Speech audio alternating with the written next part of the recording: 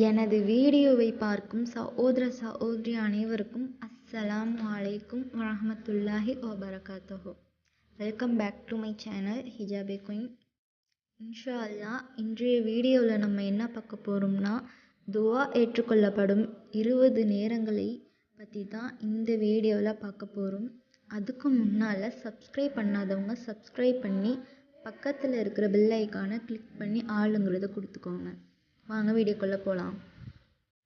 நாம் கேட்கக்கூடிய துவா அல்லாஹு தாலா அங்கீகரிக்கக்கூடிய, அதாவது ஏற்றுக்கொள்ளப்படக்கூடிய நேரம் என்ன என்று ஒரு 20 நேரங்களை அல்லாஹ்வின் தூதர் நபிகள் நாயகம் ஸல்லல்லாஹு அலைஹி வஸல்லம் அவர்கள் கூறினார்கள்.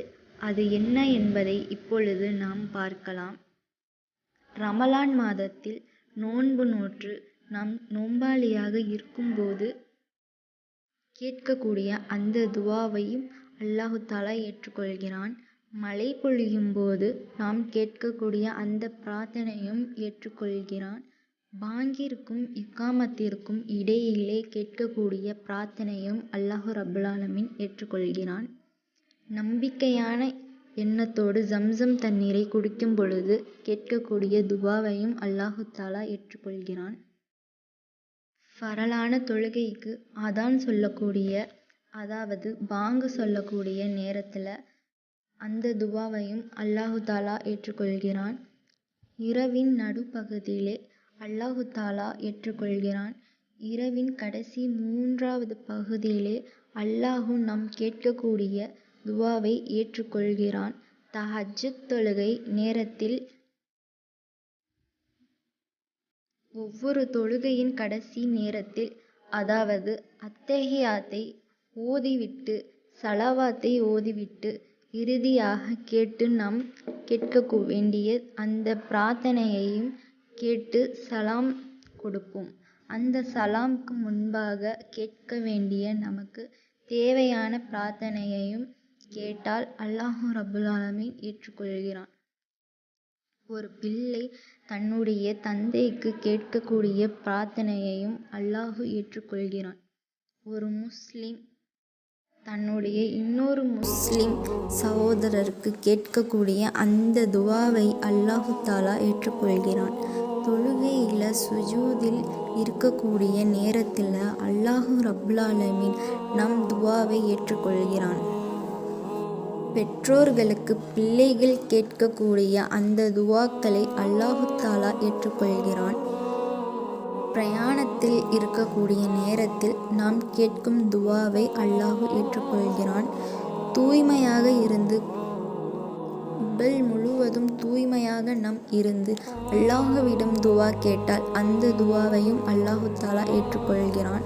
அதே போல நம் ஹஜ்ஜுக்கு செல்லக்கூடிய நேரத்தில் சைத்தானுக்கு கல்லெறிய அந்த நேரத்தில் எரிந்துவிட்டு கேட்கக்கூடிய அந்த துவாவையும் அல்லாஹ் ஏற்றுக்கொள்கிறான். காபத்துல்லாவிலே கேட்கக்கூடிய அந்த துவாவையும் அல்லாஹ் ரப்புல் ஆலமீன் ஏற்றுக்கொள்கிறான். காபாவை ஒட்டி இருக்கக்கூடிய அரைவட்டமாக இருக்கும் அந்த அரை வட்டத்துக்குள்ள நாம் தொழுதால் அது காபத்துல்லாக்குள்ளே தொழுத நன்மையை கொடுக்க கூடியதாகும். காபத்துல்லா உள்ளே நாம் இருந்து அல்லாஹ்விடம் துவா கேட்கக்கூடிய பிரார்த்தனையையும் அல்லாஹ் ஏற்றுக்கொண்டு அதையும் அல்லாஹ் ஏற்றுக்கொள்கிறான். அதே போல உம்ராவிற்கும் நம் சஃபா மற்றும் மருவா மலையில் நடப்போம். கொஞ்ச நேரம் ஓடுவோம். அந்த நேரம் கேட்கக்கூடிய துவா அல்லாஹ் ஏற்றுக்கொள்கிறான். அடுத்ததாக அரஃபா நாளிலே கேட்கக்கூடிய அந்த பிரார்த்தனையையும் அல்லாஹ் ஏற்றுக்கொள்கிறான். ருக்குவில் நாம் தொழுகையில் நாம் கேட்கும் துவாவை ஏற்றுக்கொள்கிறான்.